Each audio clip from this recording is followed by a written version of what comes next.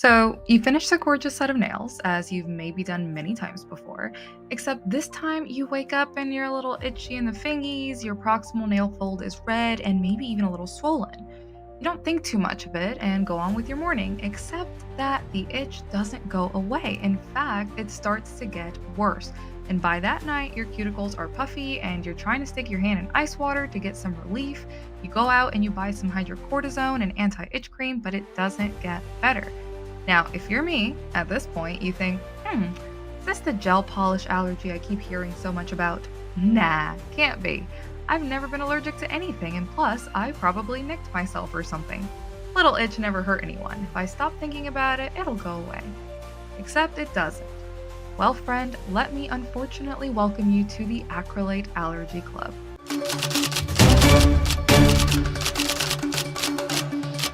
Raise your hand if you've ever been victimized by Beetle's gel polish. I won't go into the story of how I got my allergy. If you want to know more, you can watch this video here that talks about that. This video is for what happens after. First and foremost, I am truly sorry because if you're watching this video, then you're most likely dealing with the allergy, and I hope that you can find a solution that works for you. Make sure you're subscribed and hit the bell icon for more product reviews and allergy friendly tips, as it helps my new growing channel tremendously so that we can spread allergy awareness to more people. So, you're allergic to something in gel polish. Now what? Well, step zero, what you obviously need to do first is remove all your gels, extensions, etc. Go down to bare nails. Make sure you moisturize and begin applying a good cuticle oil at least twice a day, but ideally as much as you remember to. Once you're sad eyed and bare nailed, you can move on to step one, denial and conquer. No, it's not just a river in Egypt. It's what happens if you are like me and still refuse to believe that you can't do gels anymore. You get the urge to just try again. Surely there was another reason why your cuticles randomly swelled and itched right after a gel mani. Spoiler alert, there isn't. Once you've accepted that, it's time to do something about it. Considering that there are thousands of acrylates and even more combinations of gel polish ingredients, trying again is going to be much more difficult and risky unless you figure out what it is exactly you're allergic to. But this is easier said than done. It annoys me to no end when people ask for advice online and everyone shuts them up and dogpiles them and tells them to go to an allergist and stop asking the internet. Raise your hand if you've been personally victimized by the Reddit nail community. So, see, the thing is, it's clear most of these people have never actually tried getting one.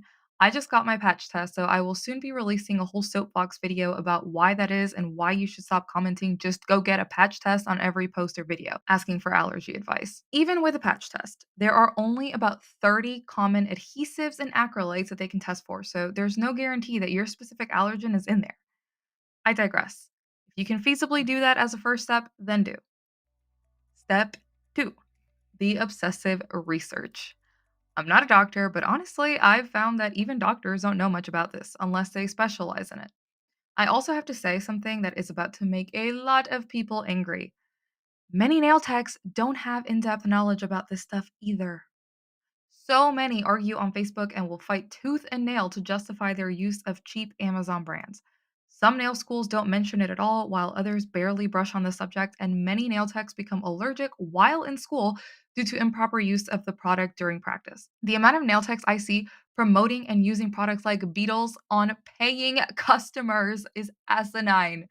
I don't know how much validity there is to this, but I've heard insurance companies can actually refuse nail tech's coverage and or insurance payouts if they use those brands that are not considered professional systems, and that would be totally understandable. Again, I have a whole other video on why it is a product issue and not just a skill issue, but I'll link it here if you want more intricate chemistry. This is why voices like Jim McConnell from Light Elegance, the Nail Hub, etc., have become so important in understanding these allergies and promoting awareness. I only hope that as someone with the allergy herself that has done months of research and gone through the medical process, I can be a worthy advocate and bring awareness to this rapidly expanding issue. I try to not only break down the chemistry and provide product recommendations, but also provide a first-hand experience perspective. So, learn as much as you can about the allergy, why it developed, try to identify the culprits in your collection, and take a long, honest look inward. Was your application horrid? Were you flooding your cuticles? I find that this whole research step is not only natural but necessary to help you get closure and prevent your allergy from worsening. Speaking of making it worse, let's move on to step three, the break. Now that you've identified a potential allergy, it's time to do what I didn't do and take a break. What I did was begin frantic trial and error. I bought some of every hypoallergenic recommendation I could get, and I absolutely refused to believe that my nail journey was over. But I'm here to tell you it doesn't have to be. I know to some people it's just nails and they'll think you're crazy, but a bad enough allergy can be career ending if you're a nail tech. Imagine paying thousands of dollars and spending 3 to 6 months in school to have to give it all up because you wanted to cheap out on your products. Even if you're not a nail tech, if you're just someone who is passionate about art and nails is your happy place, having your passion ripped away from you is devastating. If you love doing nails, this is going to be the most difficult step. People recommend taking 3 to 6 months off from nails, but I'm going to be realistic here and say that you at least need to wait until your initial reaction has completely subsided. Depending on the severity of your reaction, this can take 2 weeks or 2 months. Once your reaction is healed, if your nail beds are in good condition, meaning not torn, thin, destroyed, peeling, etc., if they are, you need to wait at least 6 months until your nails completely grow out. Thin, brittle nail makes it much easier for product to penetrate the nail bed and flare your allergy. Once you feel confident in all of the above, you can move to step four, trying again. This is the most exciting and the most terrifying step. Some people are successful while others discover that their allergy is so bad they can never even be around gels again. Lucky for me, I fall in the first category. The craziest things about these allergies is how different they are for everyone. Some people have it mild and they can even still use HEMA products as long as it doesn't touch their skin, and they may have a bit of itching and then be fine. Others on the complete opposite end of the spectrum can't even breathe around gels or HEMA products without breaking out in hives, having their skin peel off, their nails lift off the beds, in a condition called onycholysis, and in very rare cases, even go anaphylactic. So, while at this point many people try again with their old product, I highly advise against this. Don't start from the most toxic and work your way down, do the opposite. With any product you try, doing one nail first, then two, then three, over 5 days until you eventually get all 5 fingers. It's crazy, but there have been times I have not reacted with 1 or 2 fingers, but then I've reacted when I've done all five. So, which product should you start with? First, let me say that I am not sponsored by them in any way or make any money off them, but the brand I recommend starting with is Light Elegant. In my experience, this is the only brand that causes zero reaction for me, not even a mild one. That is because all the monomers are bound to larger molecules that won't penetrate the skin. This brand is super pricey, but it is a worthy investment in your nail health and overall health. You can learn more about that in my Light Elegance video. Now, if you have success with Light Elegance, you can try other professional brands like Bio Seaweed Gel, Cocoist, etc., but they're all around the same price range. If you have success at the pro brand level, you can try to move down to a cheaper product like indie brand Bling Galleria, and here's my video on them as well. At this level, you can start experimenting again with more art since Bling offers cat eyes, liner gels, putty gels, 3D gels, etc. If you have success there, you can move down to a cheaper 21 plus free alternative such as Melody Susie Fleur Oui, and here's my video on them. Very pigmented and affordable with clean ingredients, but still a limited product selection. Last but not least, and I don't even really recommend coming down to this level, but you can try cheap HEMA free brands like Canny, a Meili. Cheaper brands contain HPMA as a substitute for HEMA, and it's pretty much identical. The only difference is one larger molecule. So there's a high chance that you will react to this as well, if not the first time, then down the line with repeated exposure. Last but not least, we've got step five, the choice and the future. You've gone through the trials, and now it's time to make a choice based on the results. If you did not react to any of the aforementioned, then you can try again with a HEMA polish like DND or OPI. Make sure that if you are using something with HEMA, it is a pro or reputable brand, not a cheap Amazon one. If you're fine then too, then congrats, you're cured.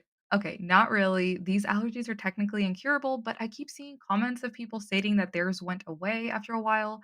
And maybe the more we research these allergies, we'll realize that it is possible. I don't know, but if you've ever had a reaction, it's best to proceed with lots and lots of caution and never go back to the product line that caused the allergy. Obviously, going through all these trials is going to add up very fast financially, so I suggest getting one color along with a base and a top from each trial brand. I flip flopped through brands because I make videos, but if I were still just an average consumer, I would have just stopped at Light Elegance and maybe thrown in some bling products for nail art variety that Light Elegance doesn't have. You don't have to spend as much as I have. Once you find a brand you love that works for you, just stick to it. The other choice you have to consider is going back to regular air dry polish. I know.